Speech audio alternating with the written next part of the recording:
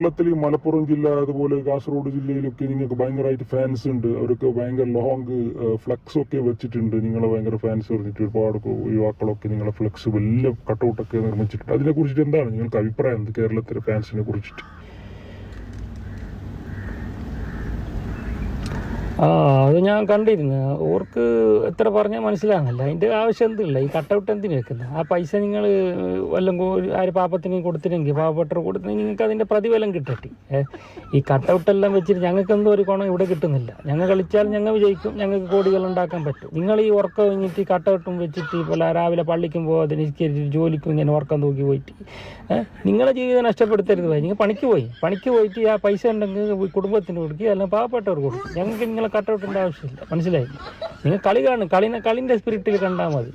അല്ലാതെ ഞങ്ങളെ കട്ടൗട്ട് വെക്കുന്ന എന്തിത്? അങ്ങനെ ചെയ്യാൻ പാടില്ല. നമ്മൾ സാധാരണ നിങ്ങളെ പോലത്തെ മനുഷ്യന്മാർ ഞങ്ങൾ കൈ ഉണ്ടെങ്കിൽ കളി ജയിക്കും. മനസ്സിലായില്ലേ? പണിക്ക് പോയി വർക്ക് നിസ്കാരമെല്ലാം കഥാക്കിയിട്ട് നിങ്ങൾ TV ഒന്നും നോക്കണ്ട, കളിയൊന്നും കാണാം.